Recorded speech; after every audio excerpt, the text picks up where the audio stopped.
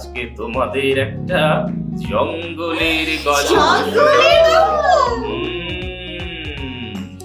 একটা ছোট্ট জঙ্গলে ছিল একটা ধূর্ত শিয়াল।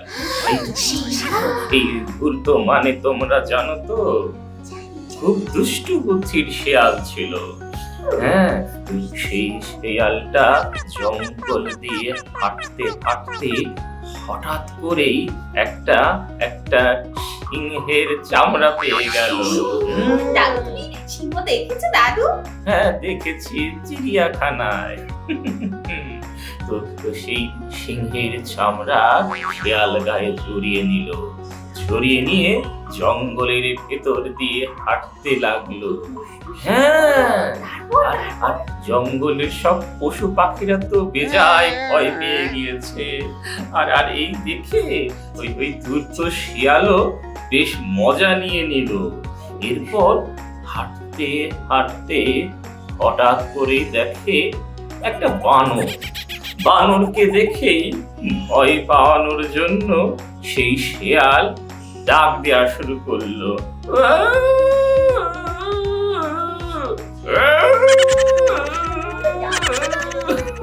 হ্যাঁ, আর এই ডাক শুনেই তো ওই নেংটি বানর বুঝে ফেললো যে এটা তো সিংহ নয়, এটা কি বলতো, শিয়ালের ডাক।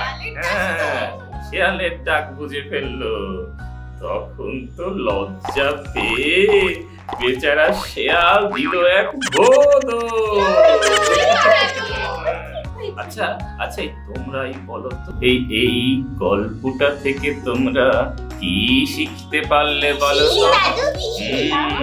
যে পোশাক পরিচ্ছদই কারো আসল পরিচয় না।